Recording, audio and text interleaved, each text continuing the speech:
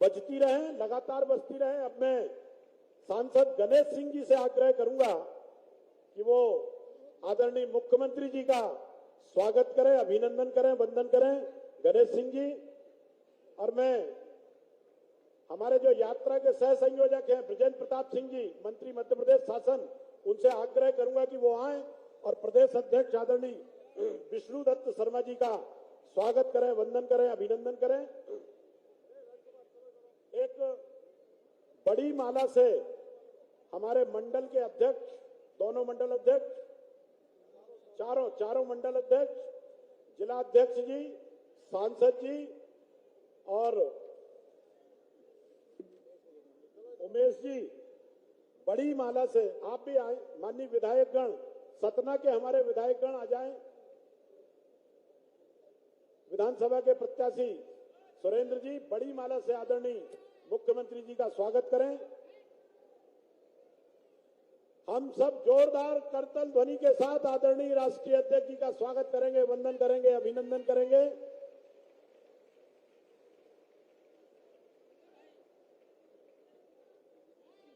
दो छोटी छोटी औपचारिकताएं मैं सतीश जी से, जिलाध्यक्ष जी से आग्रह करूंगा। हमारे पटेल साहब भी आ गए, रामखिलावन पटेल जी भी, मंत्री मध्य प्रदेश शासन। मैं सतीश शर्मा जी से आग्रह करूंगा कि प्रथम पंक्ति में विराजमान सभी सम्मानित सदस्यों का पुष्पमाला से स्वागत करें, पुष्पमाला से स्वागत करें। सतीश जी, दो छोटी औपचारिकताएं हैं। एक बनवासी राम का चित्र है, सांसद श्री गणेश सिंह जी, वो बनवासी राम का चित्र, बनवासी राम का चित्र जो है गणेश सिंह जी माननीय राष्ट्रीय अध्यक्ष जी को भेंट करेंगे। ये चित्रकूट की पावन धरती है जहां भगवान राम ने अपने वनवास के लगभग 12 वर्ष यहां गुजारे थे और ये तपोभूमि है भगवान राम की, और इसलिए राष्ट्रीय अध्यक्ष जी को बनवासी राम का चित्र भेंट करते हुए सतना के सांसद श्री गणेश सिंह जी। एक औपचारिकता और है, बांदा के सांसद हमारे बीच में हैं, वो गदा भेंट करके, बांदा के सांसद श्री पटेल साहब हमारे बीच में हैं, वो गदा भेंट करके, जोरदार तालियां जरा एक बार इस गदा की अनुपम भेंट के लिए, जोरदार तालियों से स्वागत, वंदन, अभिनंदन। सभी मंच के अतिथियों का स्वागत सतीश जी और उमेश जी कर रहे हैं। और अब मैं आग्रह करता हूं सतना के सांसद, आपके लाडले नेता गणेश सिंह जी से कि वो आए।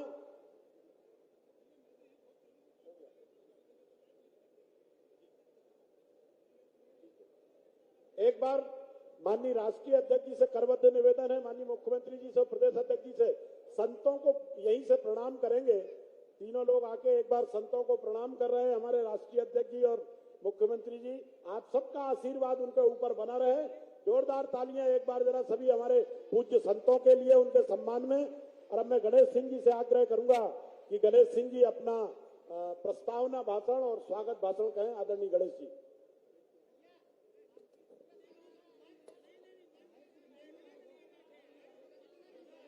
भारत माता की एक बार जोरदार तरीके से, माननीय राष्ट्रीय अध्यक्ष जी हमारे बीच में है, मैं चाहता हूं एक बार जोरदार तरीके से भारत माता का जयकारा करिए। भारत माता की, भारत माता की जय, जय श्री राम, जय जय श्री राम।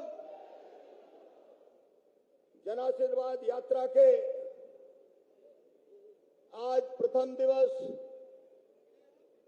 भगवान राम की इस तपोभूमि से प्रारंभ हो रही इस यात्रा के शुभारंभ अवसर पर आज हम सबका मार्गदर्शन करने के लिए पधारे दुनिया के सबसे बड़े राजनीतिक दल भारतीय जनता पार्टी के हमारे राष्ट्रीय यशस्वी अध्यक्ष परम श्रद्धेय श्री जगत प्रकाश नड्डा जी, हमारे प्रदेश के लोकप्रिय मुख्यमंत्री जिन्होंने इस राज्य को बीमारू राज्य से एक विकसित राज्य बनाने तक का सफर यहां तक पहुंचाया है, ऐसे हमारे लोकप्रिय मुख्यमंत्री मुख्यमंत्री आदरणीय शिवराज सिंह चौहान जी, भारतीय जनता पार्टी के हमारे प्रदेश के यशस्वी अध्यक्ष आदरणीय श्री वी.डी. शर्मा जी, हमारे भारत सरकार के केंद्रीय मंत्री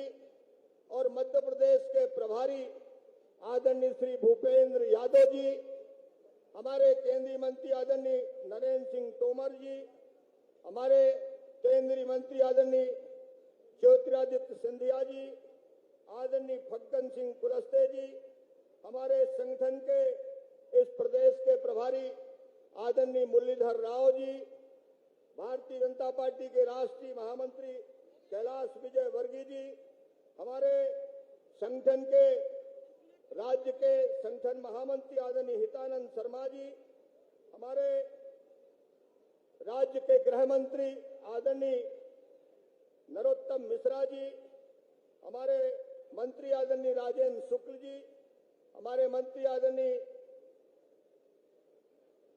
रामखिलावन पटेल जी, हमारे आदरणीय मंत्री मंच पर विराजमान सभी हमारे आदरणीय मंत्रीगण, सभी संगठन के हमारे नेतागण, पार्टी के सभी पदाधिकारी, यहाँ पर उपस्थित चित्रकूट क्षेत्र से गांव-गांव से आए हुए हमारे सभी बुजुर्गगण, भाइयों बहनों, हमारे सभी युवा मित्रों, सबसे पहले मैं सभी पूज्य संतों के चरणों में प्रणाम करता हूं और आप सबको एक बार निवेदन करता हूं कि सभी लोग तालियां बजा करके हमारे राष्ट्रीय अध्यक्ष और केंद्रीय नेताओं का तथा प्रदेश के सभी नेताओं का स्वागत करें, तालियां बजा करके। माननीय अध्यक्ष महोदय, ये धरती भगवान राम के वनवास काल की धरती है। 11.5 वर्ष तक भगवान राम यहाँ पर रहे। ये वो पुनीत धरती है जहां से भगवान राम पुरुषोत्तम, मर्यादा पुरुषोत्तम श्री राम बने थे। ये वो ही धरती है जहां 1857 की लड़ाई में ये बगल का पिंडरा गांव, जहां सैकड़ों लोग शहीद हुए थे। मैं इस पुनीत धरती में आपका यहाँ पर उपस्थित सभी नागरिकों की तरफ से बहुत बहुत स्वागत और अभिनंदन करता हूं। ये जन आशीर्वाद यात्रा आज जिसकी यहाँ पर शुरुआत हो रही है, ये यात्रा भगवान राम की इस तपोभूमि से शुरू होकर ओरछा में राजा राम के दरबार में इसका विश्राम होगा। इसके बाद 25 तारीख को भोपाल में कार्यकर्ताओं का एक महाकुंभ आयोजित किया गया है और उस महाकुंभ में लाखों लाख कार्यकर्ता पूरे प्रदेश से पहुंचेंगे। इसको हटाओ यार, गला खराब कर रहा है, हटाओ इसको, हटाओ जरा, हटा दीजिए इसको।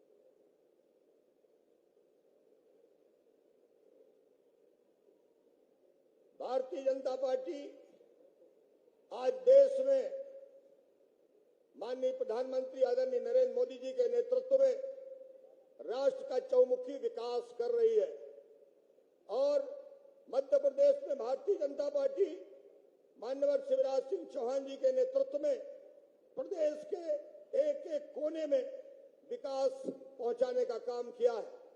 आज भारतीय जनता पार्टी की सरकार के बदौलत ही डबल इंजन की सरकार विकास का मॉडल बन चुकी है। आज अयोध्या में भगवान राम का अगर मंदिर बन रहा है तो भारतीय जनता पार्टी की सरकार है, इसलिए ये संभव हो सका है। आज काशी विश्वनाथ कॉरिडोर बना है, उज्जैन में महाकाल का कॉरिडोर बना है। अगर ये संभव हुआ है तो ये भारतीय जनता पार्टी के सरकार होने के कारण संभव हुआ है। आज कश्मीर से धारा 370 हटी है तो ये भारतीय जनता पार्टी की सरकार होने के कारण हटी है। आज बाबा साहब भीमराव अंबेडकर के पंच तीर्थ में आज एक एक स्थान ऐतिहासिक बना है, ये भारतीय जनता पार्टी के सरकार होने के कारण बना है। आज संत रविदास जी का एक बहुत बड़ा वहां पर स्थान बनना है सागर में। ये इसलिए संभव हुआ है कि भारतीय जनता पार्टी की सरकार है। भारतीय जनता पार्टी की सरकार होने के कारण विश्व की सबसे ऊंची प्रतिमा सरदार सरोवर में सरदार वल्लभ भाई पटेल की बनी है। ये भारतीय जनता पार्टी की सरकार के कारण बनी है। आज दिल्ली में राजपथ कर्तव्य पथ बना है तो माननीय प्रधानमंत्री जी और भारतीय जनता पार्टी की सरकार के रहने के कारण हुआ है। आज दिल्ली में हमारे सेना के जवान जो शहीद हुए उनका शौर्य स्मारक बना है। तो आज अगर ये हो सका है तो माननीय भारतीय जनता पार्टी की सरकार के कारण हुआ है। आज देश में एक नई संसद बनकर के तैयार हुई है। अगर ये संभव हो सका है तो भारतीय जनता पार्टी की सरकार के कारण हुआ है। आज देश की अर्थव्यवस्था दुनिया की 5वें नंबर की अर्थव्यवस्था बनी है। ये प्रधानमंत्री नरेंद्र मोदी जी के प्रयासों के कारण हुआ है। भारतीय जनता पार्टी की सरकार रहने के कारण हुआ है। आज देश में 11 करोड़ किसानों को उनके बैंक खातों में सीधा पैसा जा रहा है। अगर ये काम संभव हुआ है तो भारतीय जनता पार्टी की सरकार रहने के कारण हुआ है। 4 करोड़ गरीबों के पक्के घर बने। अगर ये संभव हुआ है तो भारतीय जनता पार्टी की सरकार के रहने के कारण हुआ है। 10 करोड़ घरों में रसोई गैस पहुंची। अगर ये संभव हुआ है तो ये भारतीय जनता पार्टी की सरकार के रहने के कारण हुआ है। इतने अनेकों काम आज भारतीय जनता पार्टी की सरकार ने करके गरीबों का जीवन बदल दिया है। आज गांव में खुशहाली का माहौल पैदा किया है। आज देश का गरीब ये महसूस कर रहा है हमारी समस्याएं अब समाधान की ओर चल पड़ी है। हमारे प्रधानमंत्री नरेंद्र मोदी जी ने पूरी तरह से इस बात को साबित कर दिया कि मैं इस देश के अंदर मैंने कहा था सबका साथ सबका विकास, आज वो जन जन तक पहुंच रहा है। आज देश चौमुखी विकास कर रहा है। दुनिया में भारत का डंका बज रहा है। इसलिए मैं आप सबसे निवेदन कर रहा हूं, भारतीय जनता पार्टी ही आप सबकी सच्चे साथी के रूप में काम कर रही है। हमारी सरकारें आपकी हर तरह की समस्याओं का समाधान कर रही है। आइए एक बार फिर भारतीय जनता पार्टी को मध्य प्रदेश में पुनः सत्ता प्राप्त हो, उसके लिए आशीर्वाद देने का काम करिए। दोनों हाथ उठाइए, बांधिए मुट्ठी और आशीर्वाद दीजिए भारतीय जनता पार्टी को। भारत माता की बहुत बहुत धन्यवाद। धन्यवाद सांसद जी। माननीय राष्ट्रीय अध्यक्ष जी, पिंडरा के शहीद यहाँ पर बाबा दलगंजन सिंह के नेतृत्व में 1857 में एक विद्रोह हुआ और उनकी शहादत हुई। आज उनके परिवार के लोग, उनके प्रपौत्र और उनके बेटे श्री अभय प्रताप सिंह और श्री आदित्य प्रताप सिंह भारतीय जनता पार्टी की सदस्यता ले रहे हैं।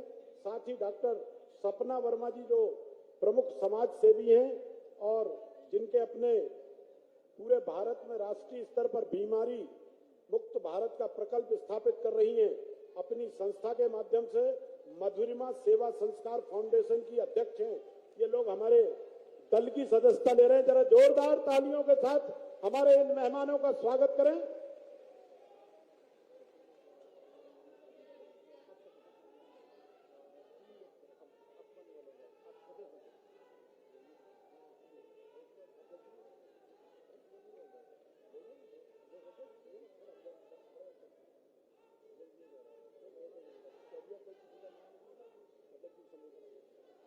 माननीय प्रदेश अध्यक्ष जी, मैं सम्मान के साथ आपको आमंत्रित करता हूं कि आएं और हम सबको अपना उद्बोधन दें।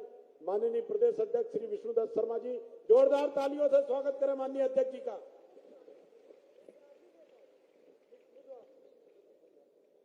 बोलिए भारत माता की। अरे आज दुनिया के सबसे बड़े राजनीतिक दल भारतीय जनता पार्टी के माननीय राष्ट्रीय अध्यक्ष आदरणीय जेपी नड्डा जी पधारे हैं। ये आवाज यहाँ से जन आशीर्वाद लेने आए हैं। आज यहाँ से पूरे मध्य प्रदेश के कोने कोने में आवाज पहुंचनी चाहिए इस भगवान राम की, इस पुण्य भूमि कर्म भूमि से, कि आज लोगों को लगे कि माननीय राष्ट्रीय अध्यक्ष जी ने आज विजय का आह्वान इस चित्रकूट से कर दिया है। बोलिए भारत माता की, भारत माता की, भगवान श्री रामचंद्र की। आज हमारे इस ऐतिहासिक कार्यक्रम में भारतीय जनता पार्टी मध्य प्रदेश के 2023 के चुनाव के जन आशीर्वाद यात्रा के शुभारंभ के आज इस कार्यक्रम में इस देश की पवित्र भूमि, भगवान श्री राम की वो पुण्य भूमि, जिन्होंने इस भूमि पर 11 साल 11 महीने और 11 दिन इस भूमि में बिताए हैं, ऐसी इस पुण्य भूमि पर आज जन आशीर्वाद यात्रा में हमारे बीच पधारे भारतीय जनता पार्टी के सम्मानीय राष्ट्रीय अध्यक्ष आदरणीय जेपी नड्डा जी, मध्य प्रदेश के हमारे लोकप्रिय मुख्यमंत्री आदरणीय शिवराज सिंह चौहान जी और मंच पर उपस्थित हमारे संपूर्ण हमारा नेतृत्व मध्य प्रदेश का। और मैं आप आज इस चित्रकूट की पुण्य भूमि पर, इस पावन भूमि पर मैं सभी संतों का, जिनके आशीर्वाद से आज भारतीय जनता पार्टी, माननीय प्रधानमंत्री मोदी जी, आज भारतीय जनता पार्टी का नेतृत्व उनके आशीर्वाद से आगे बढ़ रहा है, मैं उनके चरणों में प्रणाम करके आज आप सब लोगों के बीच मैं चाहता हूं कि जोरदार तालियों से माननीय राष्ट्रीय अध्यक्ष जी का एक बार हम अभिनंदन करें। आज माननीय राष्ट्रीय अध्यक्ष जी हमारे बीच पधारे। आज इस अवसर पर मध्य प्रदेश के 2023 के चुनाव में जो जनता जनार्दन आज इस चित्रकूट की जनसभा में, आज जन आशीर्वाद यात्रा के शुभारंभ के अवसर पर आज इतनी बड़ी संख्या में इस क्षेत्र के लोग उपस्थित हैं। मेरे नागरिक भाइयों और बहनों, मेरी जनता जनार्दन, मेरे कार्यकर्ता, आज हम सब लोग माननीय राष्ट्रीय अध्यक्ष जी के नेतृत्व में इस पुण्य भूमि पर आप सबसे आशीर्वाद लेने के लिए भारतीय जनता पार्टी के सम्मानीय राष्ट्रीय अध्यक्ष पधारे हैं। मित्रों, इस मध्य प्रदेश के अंदर भारतीय जनता पार्टी की सरकार ने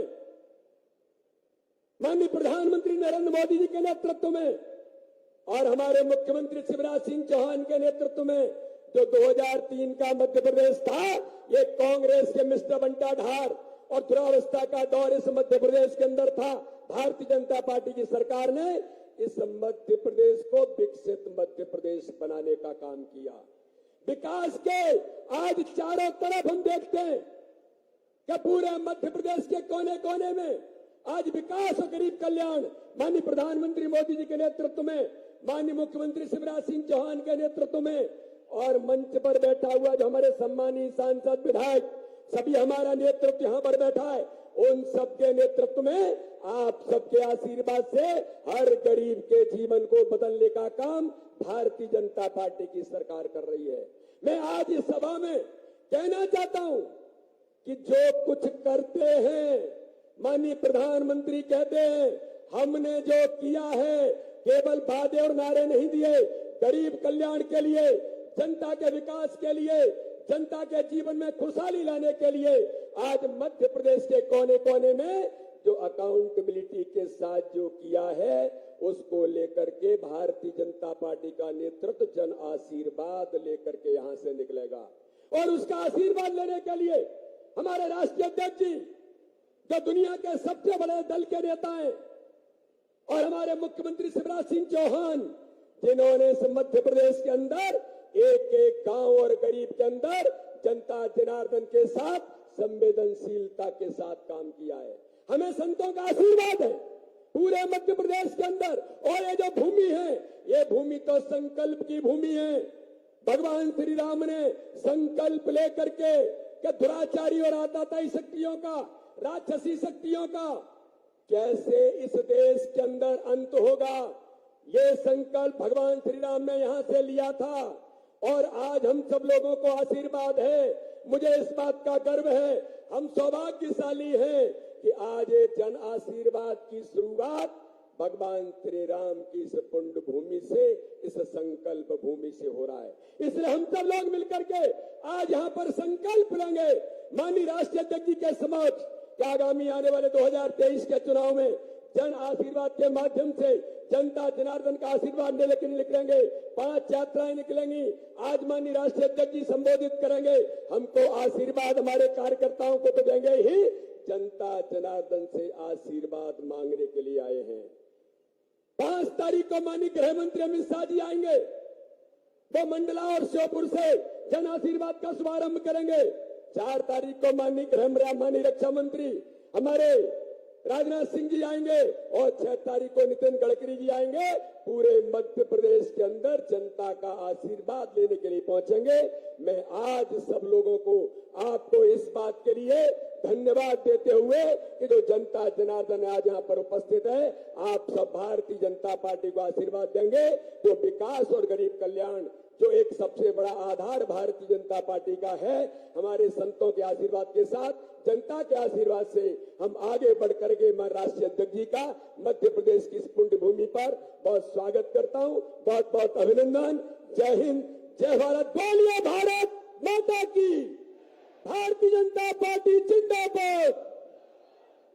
नरेंद्र मोदी जिंदाबाद। बहुत बहुत धन्यवाद। धन्यवाद अध्यक्ष जी, आप हमारे शुभंकर हैं। और अब मैं पूरे सम्मान के साथ मध्य प्रदेश के लाडले मुख्यमंत्री आदरणीय शिवराज सिंह चौहान जी को आमंत्रित करूंगा। जरा जोरदार तालियों के साथ माननीय मुख्यमंत्री जी को आमंत्रित कर रहा हूं कि वो आए और हम सबको अपना उद्बोधन दें। आदरणीय मुख्यमंत्री जी।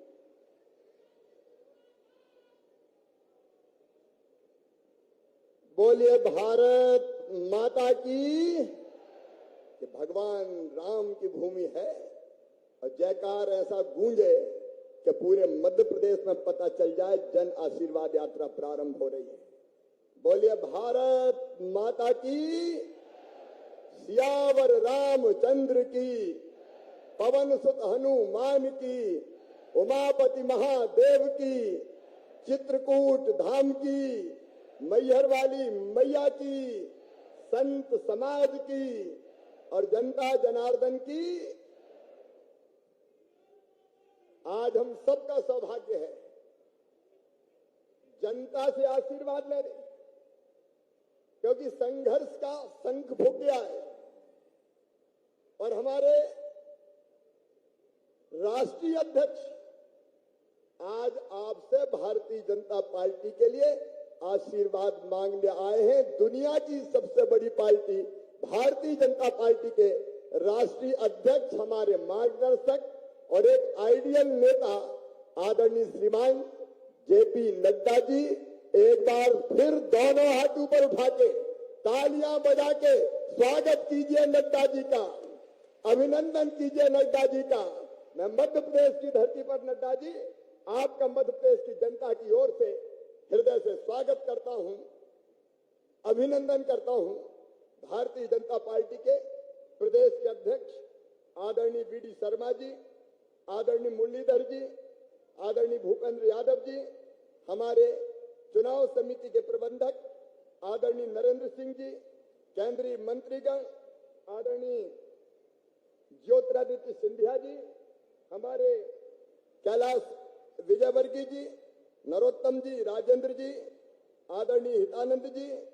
अब चूंकि भरा पूरा मंच है, हमारे सांसद भाई गणेश सिंह जी, हमारे इस क्षेत्र के उम्मीदवार भाई सुरेंद्र सिंह गहरवार जी, ताली बजा के उनको भी आशीर्वाद दे दीजिए, क्योंकि यहाँ तो उम्मीदवार घोषित है हमारे। और मैं राम खिलावन जी हमारे मंत्री, हमारे सारे आदरणीय विधायकगण, सांसदगण, पदाधिकारीगण और यहाँ उपस्थित हमारे संतगण यहाँ बैठे हैं। आत्मनो मोक्षार्थ जगत हिताय च। राम जी की बड़ी कृपा है हम पे, क्योंकि बिना राम की कृपा के संतों का संग नहीं मिलता। बिन सत्संग विवेक न होई, राम कृपा बिन सुलभ न सोई। आपके चरणों में बारंबार प्रणाम। आप भी दोनों हाथ उठा के आशीर्वाद भारतीय जनता पार्टी को दीजिए, ताकि क्षेत्र का विकास और जनता के कल्याण का काम हम करते रहें। मेरे बहनों और भाइयों, मैं आप सबको दोनों हाथ छोड़ के प्रणाम करता हूँ, बिंद की जनता को प्रणाम करता हूँ। आपका आशीर्वाद हमेशा से भारतीय जनता पार्टी को मिला है। आपने 2003 में आशीर्वाद दिया, आपने 2008 में आशीर्वाद दिया, आपने 2013 में भाजपा को आशीर्वाद दिया और 18 में भी बिंद ने भरपूर भारतीय जनता पार्टी को आशीर्वाद दिया था। मेरे बहनों और भाइयों, आपका भरपूर आशीर्वाद मिला था। मैं आभारी हूं आपका और मुझे पूरा विश्वास है एक बार फिर भारतीय जनता पार्टी की सरकार बनाने के लिए फिर आपका भरपूर आशीर्वाद मिलेगा। बोलिए सबका आशीर्वाद मिलेगा तो बोलिए भारत माता की। आपके आशीर्वाद की अधिकारी है भारतीय जनता पार्टी। एक तरफ श्रीमान नरेंद्र मोदी जी के नेतृत्व में दुनिया के अद्भुत नेता, अद्वितीय नेता, और कहते हुए गर्व होता है कि प्रधानमंत्री नरेंद्र मोदी जी केवल भारत के नेता नहीं है, आज पूरी दुनिया के नेता नरेंद्र मोदी जी हैं। जमघट लग रहा है दिल्ली में विश्व के नेताओं का। हमें गर्व होता है कि प्रधानमंत्री जी के नेतृत्व में हमारा देश निरंतर आगे बढ़ रहा है। और चित्रकूट वासियों, मजगवा वालों, जरा ईमानदारी से बताना, दिल पे हाथ रख के बताना, कांग्रेस और भारतीय जनता पार्टी की सरकार का अंतर आज मैं आपसे पूछ रहा हूं। बताओ, जितने विकास के काम भारतीय जनता पार्टी की सरकार ने किए, कभी कांग्रेस ने किए थे क्या? जोर से बताओ, किए थे क्या? काम बोलता है, सड़कें देख लो। और मजगवा वालों, अरे ये भारतीय जनता पार्टी है। दौरी सागर बांध आपकी मांग थी कि इस इलाके में भी खेतों में सिंचाई होनी चाहिए। 227 करोड़ रुपए की लागत का दौरी सागर बांध भूमि पूजन में नहीं कर पाया, लेकिन अब निर्माण का काम प्रारंभ कर रहे हैं। ये दौरी सागर बनेगा। दौरी सागर पे तो जरा जोर से ताली हो जाए। ये सूखा क्षेत्र, कांग्रेस की सरकारों ने वर्षों तक यहाँ सिंचाई की कभी व्यवस्था नहीं की। 50-60 साल राज किया। कांग्रेस ने क्या दिया था? याद करो मजगवा वालों, चित्रकूट वालों, जब कांग्रेस थी तो चारों तरफ डाकुओं का आतंक रहता था। बताओ, रहता था कि नहीं? अरे जोर से बताओ, रहता था कि नहीं? हमने सरकार आने के बाद यहाँ कह दिया था कि मध्य प्रदेश की धरती पर या तो डाकू रहेंगे या हम रहेंगे, दोनों एक साथ नहीं रह सकते। सारे डकैतों का सफाया करने का काम किया तो भारतीय जनता पार्टी की सरकार ने किया, हमने किया। एक तरफ आतंक का अंत और दूसरी तरफ विकास के काम। ये विधानसभा ऐसी थी जहां हम ज्यादा नहीं जीते, लेकिन फिर भी हमने विकास के कामों में कसर नहीं की। सड़कों का जाल, बिजली का प्रबंध, सिंचाई के और सुन लो, केवल गौरी सागर नहीं रहेगा। अभी नर्मदा मैया का पानी नागौद तरफ से आने वाला है। टनल का काम बहुत कठिन है, वो लगातार चल रहा है। तो नागौद तक पानी नहीं रहेगा सीमित, उस पानी को बाद में दौरी सागर में छोड़ेंगे और दौरी सागर की नहरें बना के सीधे सीधे मंदाकिनी नदी में नर्मदा जी का पानी मिला दिया जाएगा। नर्मदा मैया और मंदाकिनी मैया का संगम होगा। कौन कर सकता था? क्या कांग्रेस ये कभी कर सकते थे? अब जो नहरों का काम यहां से लेके मंदाकिनी तक, वो भी 300 करोड़ रुपया का स्वीकृत हो गया है, टेंडर हो गए, उसका काम भी शुरू करेंगे। किसान भाइयों, ये भारतीय जनता पार्टी की सरकार। कांग्रेस के लोग झूठ बोलते रहे, कर्जा माफ करेंगे, कर्जा माफ करेंगे, डिफाल्टर बना दिया किसानों को। और वो डिफाल्टर बनने के बाद हमने 2200 करोड़ रुपया ब्याज के किसानों को भरने का काम किया, तो भारतीय जनता पार्टी की सरकार ने किया। ये प्रधानमंत्री नरेंद्र मोदी जी है जो पीएम सम्मान निधि, किसान सम्मान निधि किसानों के खाते में डालते हैं। 6000 रुपया हमारे पीएम डालते हैं। तो मुझे भी लगा शिवराज चौथी बार मुख्यमंत्री बन गया रे, तू भी तो कुछ पैसे डाल। तो पहले हमने तय किया 4000, लेकिन अब तय किया 6000। पहले 2000 पीएम साहब के आएंगे, फिर 2000 सीएम के, फिर 2000 पीएम के, फिर 2000 सीएम के, फिर 2000 पीएम के, फिर 2000 सीएम के। साल में 12000 रुपया किसानों के खाते में सीधा डालने का काम किया तो भारतीय जनता पार्टी की सरकार ने। कब किया था कांग्रेस ने? मेरी लाडली बहनाएं बैठी है, उधर बड़ी संख्या में बैठी है।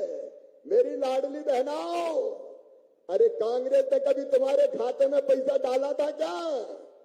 आज तो बहने जोर से बोलो, कभी डाला था क्या? और अब सबके खाते में पैसा आ रहा है कि नहीं आ रहा? मेरी बहनों, जिंदगी बदलने का काम, माँ और बहन की जिंदगी में तकलीफ ना रहे, कष्ट ना रहे, और स्त्री क्या केवल आंसू बहाने के लिए पैदा हुई है? क्या उसके चेहरे पर मुस्कुराहट नहीं आनी चाहिए? और इसलिए मुख्यमंत्री लाडली बहना योजना बनाई तो हमने बनाई, भारतीय जनता पार्टी की सरकार ने बनाई। 15,000 करोड़ रुपया सीधे एक साल में खातों में डालेंगे तो हम डालेंगे बहना, भारतीय जनता पार्टी की सरकार डालेगी। अगर राखी के पहले 250 रुपया आ गए कि नहीं आ गए तो हाथ उठा के बहनों बताओ उधर आ गए। और अब 10 तारीख को फिर आने वाले हैं। ये केवल पैसा नहीं है मेरी बहनों, आपको सम्मान दिया है, सम्मान। भारतीय जनता पार्टी ने आपको सम्मान दिया है। जिंदगी बदलने का अभियान प्रधानमंत्री नरेंद्र मोदी जी के नेतृत्व में चल रहा है। अरे कहीं ऐसी सरकार देखी है? 50 साल तक कांग्रेस ने राज किया, क्या दिया था? ये गरीब कल्याण का महायज्ञ मोदी जी के नेतृत्व में चल रहा है। फ्री में सबको राशन कौन ने दिया था? दिया था कभी कांग्रेस ने। अरे दिया था कभी कांग्रेस ने? तो जोर से बोल के बताओ, दिया था? कब दिया कांग्रेस ने? गरीबों के मकान बन जाए। कई जगह गरीब के पास रहने की जमीन का टुकड़ा छोटा पड़ गया था क्योंकि परिवार बढ़ गया था, और तो हमने तय किया मुख्यमंत्री भू आवासीय अधिकारी योजना बना के कि हर गरीब जिसके पास रहने की जमीन का टुकड़ा नहीं है उसको फ्री में पट्टा देके रहने की जमीन का मालिक बनाएंगे। कोई बिना जमीन के नहीं रहेगा। मध्य प्रदेश की धरती पर कोई बिना जमीन के नहीं रहेगा। फिर उस जमीन पर मकान, प्रधानमंत्री आवास योजना के 1 लाख से ज्यादा मकान बने हैं तो सतना जिले की धरती पर बने हैं। लेकिन कुछ बहनें अभी भी कहती है हमारा नाम नहीं है, हमारा नाम नहीं है। तो चिंता मत करना मेरी बहनों, जो छूट गए हैं उनका भी सर्वे करके और उनका भी पक्का मकान बनवाया जाएगा। कोई गरीब मकान से वंचित नहीं रहेगा। बोलो सबका मकान बनना चाहिए कि नहीं? ये भारतीय जनता पार्टी की सरकार है। जनता की जिंदगी बदलती है। झूठे वादे नहीं करते। बेटा बेटियों की पढ़ाई का इंतजाम, उसके विस्तार में मैं नहीं जा रहा। अभी अभी जिन बच्चों ने अच्छे नंबर लाए हायर सेकेंडरी में, उनको स्कूटी देना हो, लैपटॉप देना हो। और मेरी बहनाओं ये याद रखना, ये कई योजना कांग्रेस ने बंद कर दी थी। जब कमलनाथ आए तो लैपटॉप की योजना बंद, साइकिल देने की योजना बंद, बहनों के खाते में बेटा बेटी को जन्म देने के पहले 4,000 डालते थे वो बंद, जन्म के बाद 12,000 डालते थे वो बंद, बेटियों की शादी की योजना बंद। और तो और बुजुर्गों, तीर्थ यात्रा तक बेईमान कांग्रेस ने बंद कर दी थी। बुजुर्गों की तीर्थ यात्रा क्या बिगाड़ा था तुम्हारा बुजुर्गों ने? कमलनाथ तीर्थ यात्रा तक बंद कर दी। अब हमने फिर तीर्थ यात्रा चालू कर दी है। लेकिन बुजुर्गों, अब केवल रेल से नहीं, अब बुजुर्गों को हवाई जहाज से भी तीर्थ यात्रा करवा रहे हैं। हवाई जहाज से। अरे गरीबों को भी हवाई जहाज में बैठना चाहिए कि नहीं? सारी योजना बंद कर दी।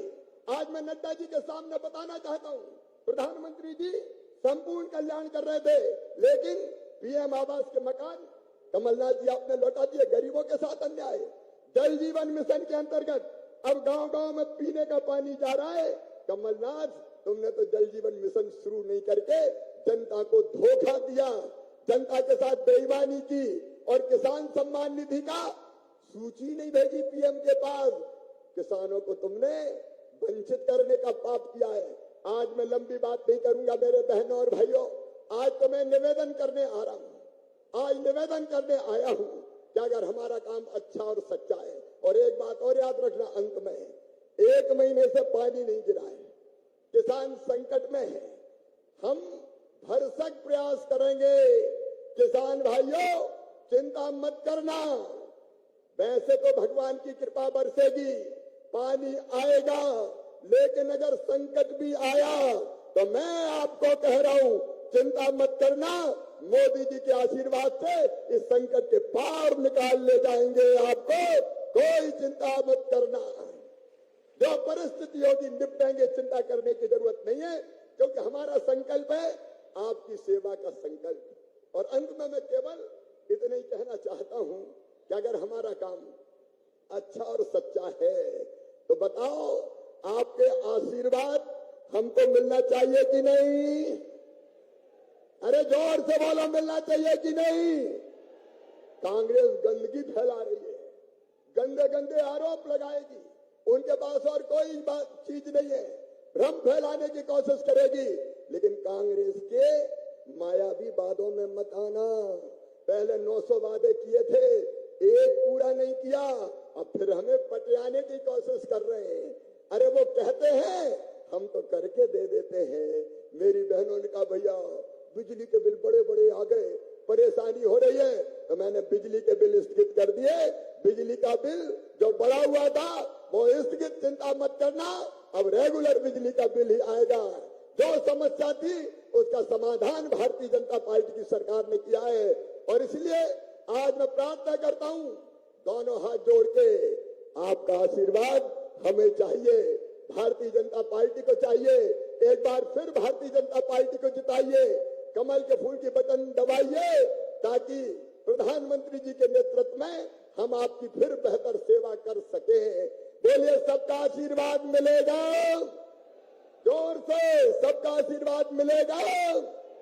तो उठाइए दोनों हाथ, बांधिए दोनों मुट्ठी और आशीर्वाद दीजिए भारत माता की जय बोल के। बोलिए भारत माता की, सियावर रामचंद्र की, पवन सुत हनुमान की, उमापति महादेव की, भारत माता की, हर हर महादेव। बहुत बहुत धन्यवाद। धन्यवाद मध्य प्रदेश के जननायक मुख्यमंत्री शिवराज सिंह जी। माननीय राष्ट्रीय अध्यक्ष जी, ये धरती भगवान राम की तपोभूमि है और यहाँ भगवान राम ने संकल्प लिया था कि निश्चरहीन करहूं वही, भुज उठाए प्रण कीन, और सभी ऋषि के आश्रम जाए जाए सुख दीन। मैं मर्यादा के निष्कलंक जीवन के साथ राजनीति करने वाले मर्यादा पुरुष आदरणीय नड्डा जी को, राष्ट्रीय अध्यक्ष भारतीय जनता पार्टी को आमंत्रित करूंगा कि वो आए और हम सबका मार्गदर्शन करें। जोरदार तालियों के साथ हमारे राष्ट्रीय नेता का हम स्वागत करेंगे, माननीय नड्डा जी।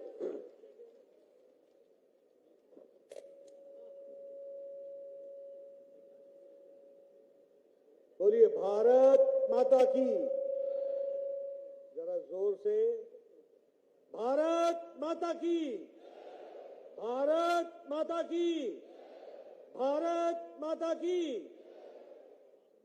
आज के इस जन आशीर्वाद यात्रा के प्रारंभिक कार्यक्रम में मंच पर उपस्थित हमारे मध्य प्रदेश के यशस्वी मुख्यमंत्री सम्मानीय शिवराज सिंह चौहान जी, हमारे प्रदेश के जुझारू अध्यक्ष श्री वी.डी. शर्मा जी,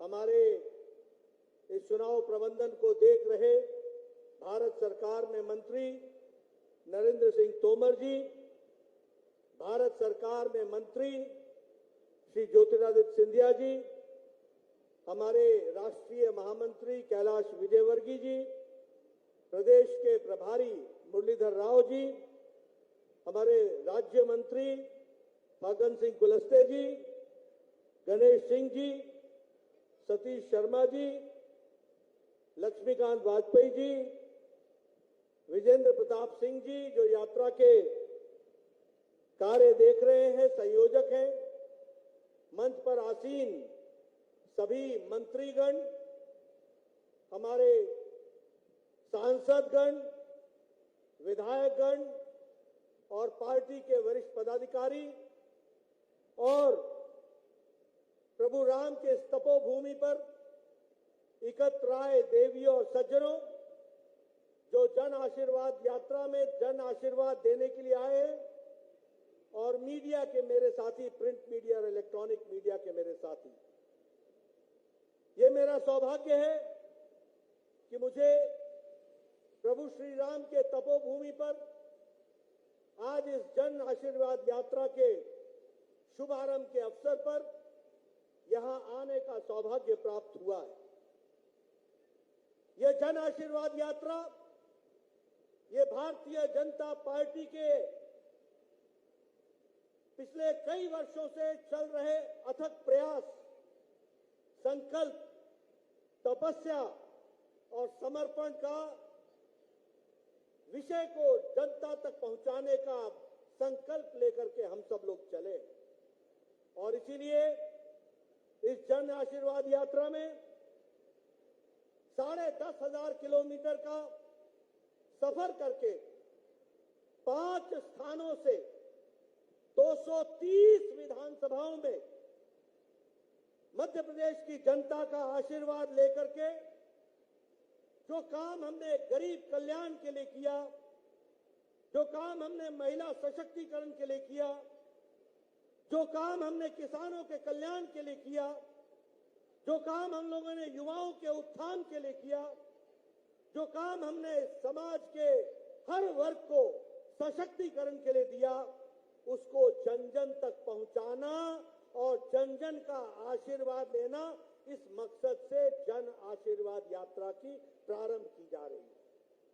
मुझे पूरा विश्वास है कि मध्य प्रदेश की जनता का पूरा आशीर्वाद हम सबको मिलेगा और उनके आशीर्वाद से हम इस सफल कार्यक्रम के माध्यम से आने वाले विधानसभा के चुनाव में फिर से कमल खिलाएंगे और मध्य प्रदेश की सेवा में फिर से जुट जाएंगे।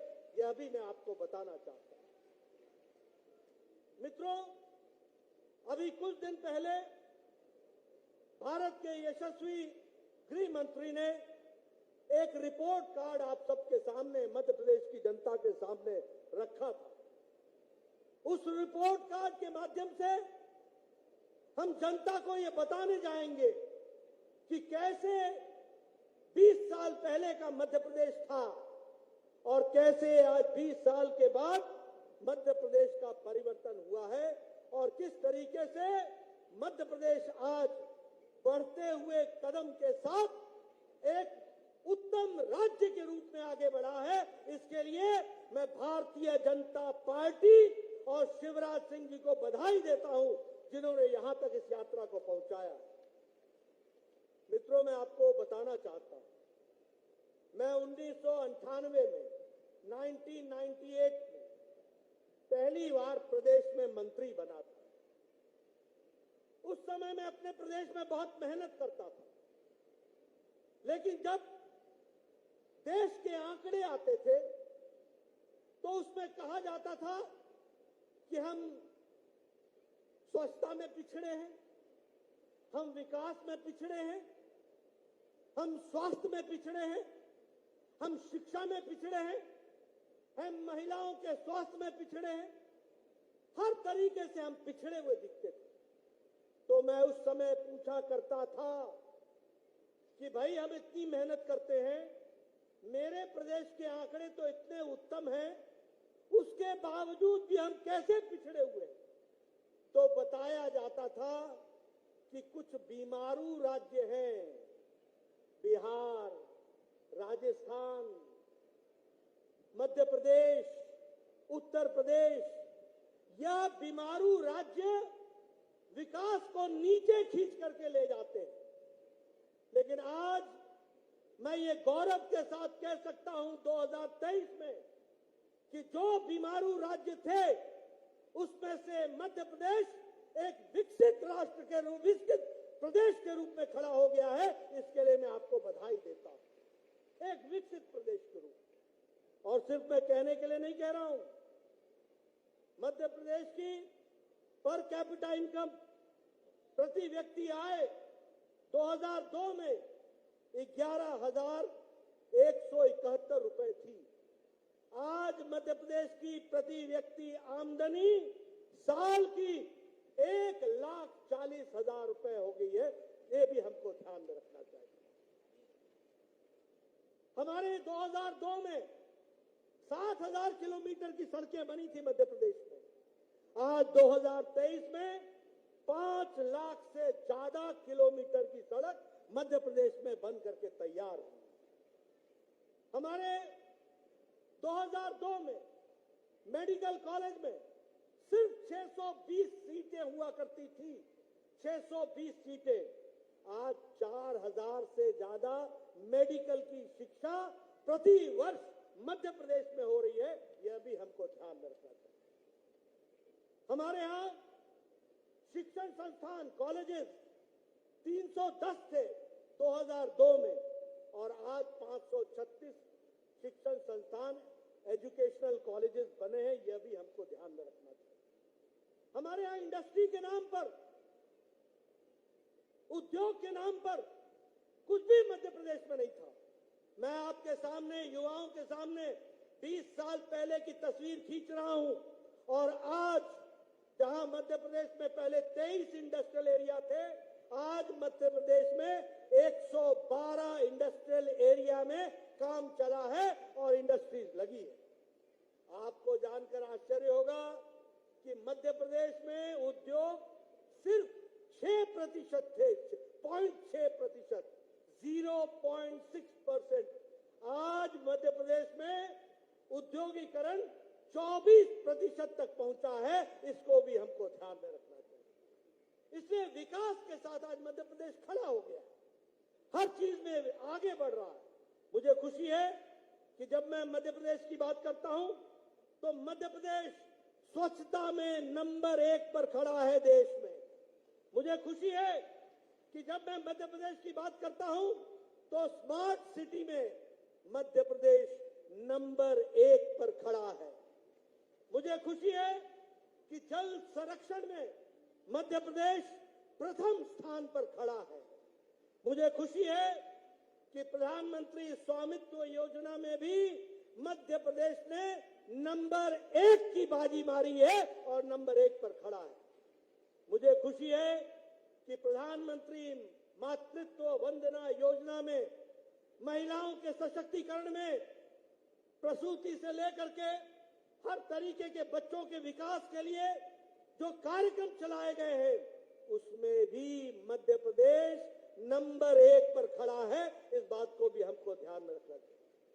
प्रधानमंत्री स्वनिधि योजना में भी मध्य प्रदेश नंबर 1 पर है, और प्रधानमंत्री आवास योजना में भी मध्य प्रदेश नंबर 1 पर खड़ा है। यह भी हमको याद रखना चाहिए। और प्रधानमंत्री आवास योजना में मध्य प्रदेश नंबर 1 पर खड़ा है, जबकि कमलनाथ ने इस आवास योजना को अपने शासन के समय में डिरेल करने में कोई कसर नहीं छोड़ी थी।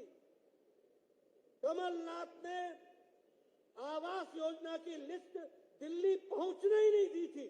उसके बावजूद भी पिछले 3 साल में शिवराज सिंह ने मेहनत करके मध्य प्रदेश को आवास योजना में नंबर 1 पर पहुंचा दिया है। ये हमको ध्यान में रखना चाहिए।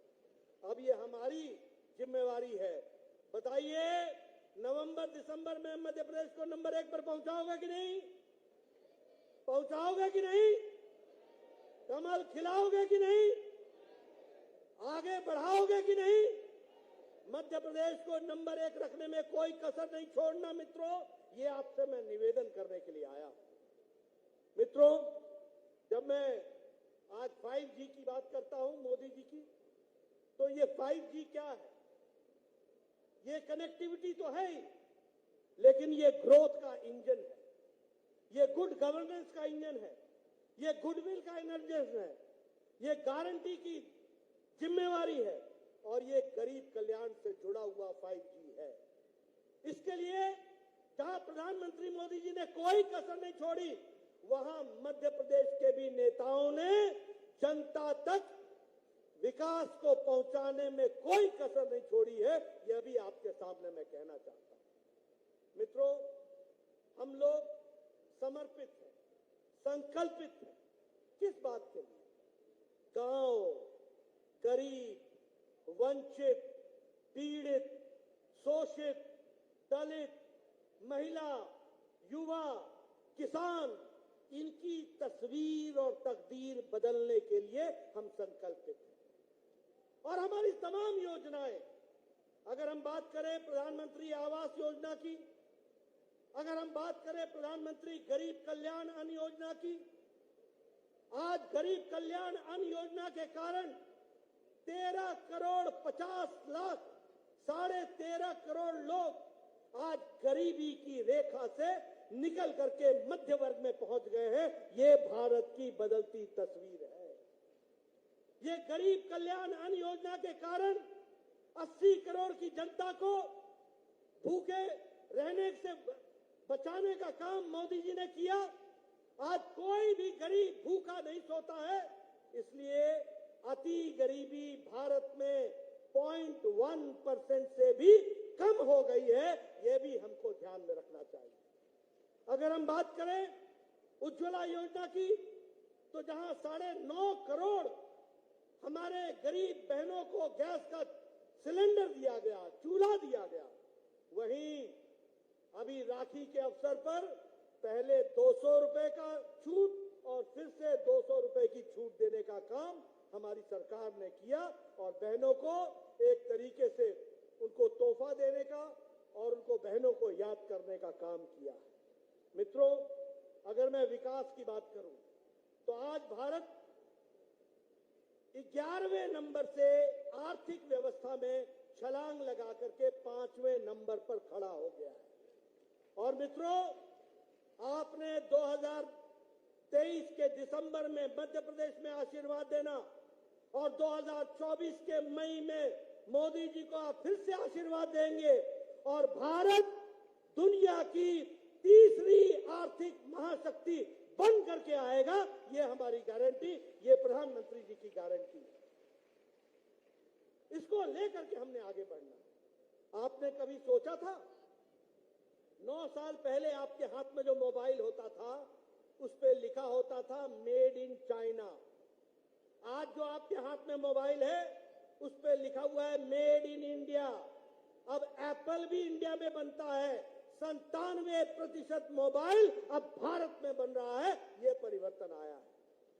अगर मैं बात करूं ऑटोमोबाइल इंडस्ट्री में, ऑटोमोबाइल मार्केट में भारत तीसरे नंबर पर खड़ा है, स्टील में दूसरे नंबर पर खड़ा है और दुनिया में जब आर्थिक मंदी है तो भारत एक आशा की किरण के साथ सबसे तेज गति से बढ़ने वाली आर्थिक व्यवस्था मोदी जी के नेतृत्व में बनी है। इसको भी हमको याद रखना चाहिए। इसलिए मित्रों, हम आपके सामने आज हमारे लिए खुशी की बात है, हम चंद्रयान पर हमारा सैटेलाइट लैंड कर गया है। कल हमारा आदित्य L1 सक्सेसफुल लॉन्च हो गया और वो 4 महीने में 15 लाख किलोमीटर की दूरी तय करेगा और 5 साल तक सूरज की पूरी अध्ययन करके जमीन पर हमें बताएगा। इसरो के साइंटिस्टों को बहुत बहुत बधाई जो आज चंद्रमा और सूरज को जीतने के लिए काम कर रहे हैं और प्रधानमंत्री जी का उनको आशीर्वाद मिला है। इस तरीके की परिस्थितियां खड़ी हुई। मित्रों, मध्य प्रदेश भी विकास में कोई कमी नहीं कर रहा है। Roadways, infrastructure, highways, Airways, railways, सब में मध्य प्रदेश आगे बढ़ा है। आपको जानकर खुशी होगी कि 34 रेलवे स्टेशन मध्य प्रदेश के सबसे मॉडर्नाइज होकर के 2 साल में तैयार हो जाएंगे और आपको मालूम है कि प्रधानमंत्री जी ने इसका शिलान्यास कुछ ही दिन पहले किया है। यह भी हम सबको मालूम है। अगर मैं बात करूं हमारे हाईवेज की तो 33,000 करोड़ रुपए सिर्फ हाईवेज पर खर्च हुआ है और चंबल का एक्सप्रेस हाईवे उस पर 8,000 करोड़ रुपए खर्च हो रहा है। नर्मदा के एक्सप्रेस हाईवे पर लगभग 31,000 करोड़ रुपए खर्च हो रहा है। उसी तरीके से इंदौर से भोपाल तक मेट्रो के लिए 710 करोड़ रुपए खर्च हो रहे हैं। यह है विकास की कहानी, यह है विकास को आगे बढ़ाने की कहानी। बताइए, ऐसे जन आशीर्वाद यात्रा को आपका आशीर्वाद मिलेगा कि नहीं मिलेगा? मध्य प्रदेश की जनता का आशीर्वाद आप हासिल करेंगे कि नहीं करेंगे? अगर आप करेंगे तो जिन बातों के लिए शिवराज जी ने कहा, लाडली लक्ष्मी योजना, बालिकाओं का सशक्तिकरण, लाडली बहना योजना, महिलाओं का सशक्तिकरण, समाज को विकसित करने का रास्ता, इसको आप आगे बढ़ाएंगे, ऐसा मेरा विश्वास है।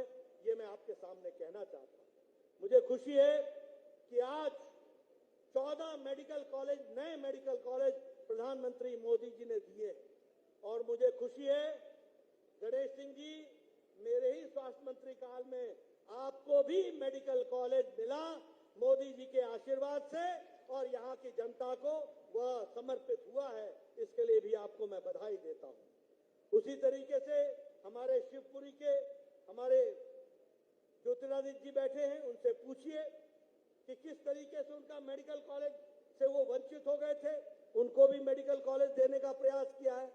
हमने तो छिंदवाड़ा में भी मेडिकल कॉलेज खुलवाया है, हमने तो खांडवा में भी मेडिकल कॉलेज खुलवाया है, हमने तो दतिया में भी, रतलाम में भी और सतना में भी मेडिकल कॉलेज को खुलवाने का काम किया है। इसलिए विकास की नई नई कहानियां हम सब लोगों ने रची हैं। फिर चाहे अगर हम धार्मिक दृष्टि से देखें तो चाहे ओमकारेश्वर हो, चाहे अमरकंटक हो, 100 करोड़ रुपए की लागत से इन स्थानों को बढ़ाने का काम प्रधानमंत्री मोदी जी कर रहे हैं और शिवराज जी उनको धरती पर लगा रहे हैं। मित्रों, मैं अगर विकास की कहानी कहूंगा तो बहुत लंबी कहानी हो जाएगी, मैं आपका ज्यादा समय नहीं लेना चाहता, लेकिन एक बात मैं गारंटी से कहना चाहता हूं कि आज मध्य प्रदेश मुख्य धारा में है। शिवराज जी ने जहां इसका विकास किया, बीजेपी की सरकारों ने जहां इसका विकास किया, वहीं विनाश करने में कांग्रेस की सरकारों ने कोई कसर नहीं छोड़ी थी। ये भी आपको ध्यान में रखना चाहिए। आपको याद है ना कमलनाथ का, करपनाथ का की सरकार याद है आपको? आपको याद है कि नहीं है? आपको याद है कि नहीं है कि कमलनाथ की सरकार भ्रष्टाचार से युक्त सरकार थी? आपको ऐसी सरकार चाहिए क्या? आपको ऐसी सरकार चाहिए क्या? अगर नहीं चाहिए तो जागरूक होकर के कमल के निशान को आगे बढ़ाने का जिम्मा आपका होगा, ये आपको इसकी चिंता करनी पड़ेगी। मित्रों, अभी मैं जब यहां बैठा हूं, मेरे पीछे राजेंद्र शुक्ला जी बैठे हैं। कभी सोचा था कि 750 मेगावाट का जो सबसे बड़ा हमारा एशिया का लार्जेस्ट सोलर प्लांट वो कभी लगेगा? एशिया का कहां लगा? मध्य प्रदेश में लगा। कहां लगा? रीवा में लगा। ये है प्रधानमंत्री जी के मध्य प्रदेश के प्रति सोचने का तरीका और उसको विकसित करने का तरीका। मित्रों, महिला सशक्तिकरण की बात करें तो 50% लोकल सेल्फ गवर्नमेंट में उनको रिजर्वेशन दिया गया। हमारे टीचर्स के रिक्रूटमेंट में उनको 50% की रिजर्वेशन दी गई और हमारे पुलिस के रिक्रूटमेंट में 33% की रिजर्वेशन महिलाओं को दी गई है। ये आज विकसित महाराष्ट्र, मध्य प्रदेश को बढ़ाने का काम हमारी सरकार ने किया है कि कैसे मध्य प्रदेश विकसित हो सकता है और करना है, इसको हमको ध्यान में रखना चाहिए। मैं अंत में एक ही बात कहूंगा और वो बड़े दुखी होकर के और आक्रोशित होकर के आपसे मैं एक विषय की चर्चा करना चाहता हूं। मित्रों, हम लोग तो देश के काम में जुटे हैं। ये एनडीए का गठबंधन मोदी जी के नेतृत्व में पूरी ताकत से भारत को विकसित राष्ट्र के रूप में बढ़ाने के लिए लगा, लेकिन दुख के साथ कहना पड़ता है एक ऐसे विषय के बारे में आपसे चर्चा करनी है जिससे सारा भारत आक्रोशित है, आक्रोश में है और उसके साथ साथ पीड़ा में। अभी मुंबई में कुछ परिवारवादी गठबंधन के सदस्य लोग इंडी अलायंस, घमंडिया गठबंधन, ये कौन सा अलायंस है?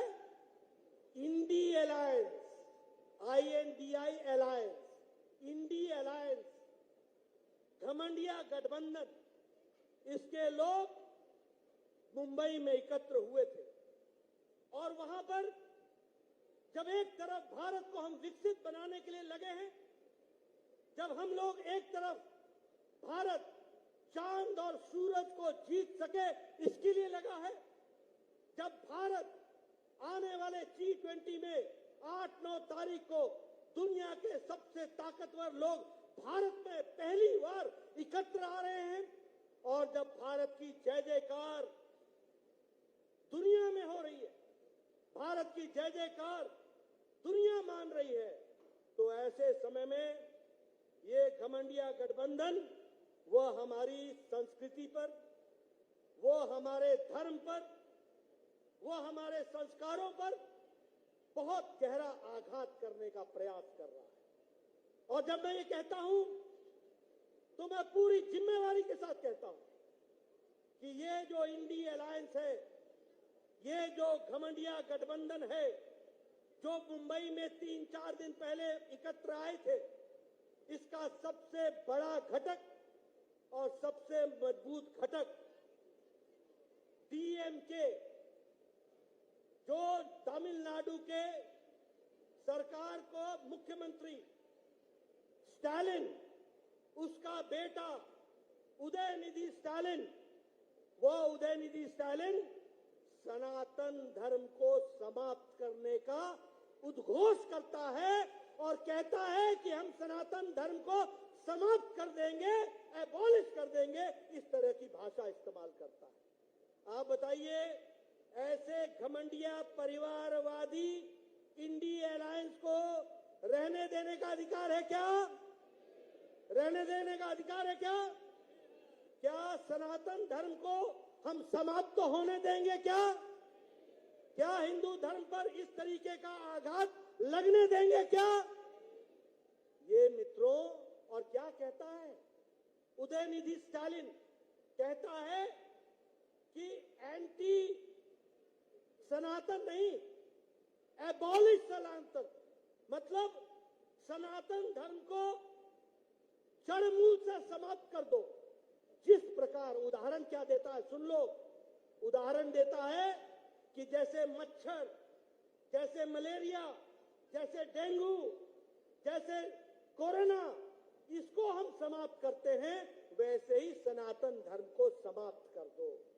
ये है परिवारवादी घमंडिया गठबंधन का घमंड, और वो इस तरीके की बेतुकी बातें कहने में कोई गुरेज नहीं करते, कोई गुरेज नहीं करते। आप बोलिए, उदयनिधि स्टालिन ने जो ये बात कही है, ये कब कही? ये तब कही जब 3 दिन पहले मुंबई में बैठकर ये गलबाइयां करके अपनी रणनीति तैयार कर रहे थे। क्या यही रणनीति तैयार हुई है? क्या इंडी अलायंस का, क्या घमंडिया गठबंधन का ये सोचा समझा राजनीतिक रणनीति है क्या कि सनातन धर्म को समाप्त करो, हिंदू धर्म को समाप्त करो? और मैं पूछना चाहता हूं राहुल गांधी से कि राहुल गांधी, ये जो आपने मोहब्बत की दुकान चलाई, ये मोहब्बत की दुकान में हिंदू धर्म और सनातन की नफरत का सामान कहां बिक रहा है? ये नफरत का सामान कैसे बिक रहा है? और ये हिंदू विरोधी, सनातन विरोधी जहर आप जो वहां पर पैदा कर रहे हैं, यही क्या आपकी मोहब्बत की दुकान है? मैं ये इंडी अलायंस और घमंडिया गठबंधन से सवाल पूछना चाहता हूं। पहला सवाल, मुझे जवाब चाहिए और देश को जवाब चाहिए कि जो उदयनिधि स्टालिन ने कहा है वह इंडी अलायंस का और घमंडिया गठबंधन का रणनीति का, राजनीति का हिस्सा है? क्या वह रणनीति बनी है? और क्या आपने मुंबई में यह रणनीति बना करके आप उतरे हैं? और मेरा दूसरा सवाल है कि क्या आप आने वाले चुनाव में आप सनातन धर्म को समाप्त करने की राजनीति के मुद्दे को लेकर के जनता के बीच में जाने वाले हैं? अगर आप जाने वाले हैं, और अगर नहीं, आपने तय किया है कि कुछ भी भारत से जुड़ा हुआ हो, भारत की संस्कृति, भारत का संस्कार, भारत का सनातन धर्म, भारत की सोच, भारत का गौरव इतिहास, इससे आपका कोई लगाव नहीं है, और आपकी मोहब्बत की दुकान नफरत फैलाने वाला कार्य कर रहा है, यह बात स्पष्ट हो जाती है। इसलिए मैं चाहूंगा यहां जहां आप जन आशीर्वाद यात्रा में आप आशीर्वाद देने के लिए आए हैं, वहीं आप संकल्प लें कि ऐसे इंडी अलायंस को आप जमीन से उखाड़ करके फेंक देंगे ना? आप जमीन से उखाड़ के फेंकेंगे ना?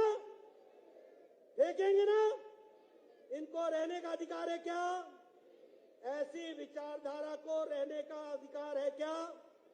ये राहुल गांधी की मोहब्बत की दुकान के बजाय नफरत फैलाने वाली दुकान को बंद करेंगे कि नहीं करेंगे? मित्रों, यही आवश्यक है और इसलिए आपको दो तरफ से काम करना पड़ेगा। एक, अच्छे काम को बढ़ाना पड़ेगा जो भारतीय जनता पार्टी कर रही है, और ये जो घृणा फैलाने वाले लोग हैं, जो सनातन धर्म पर आघात करने वाले लोग हैं,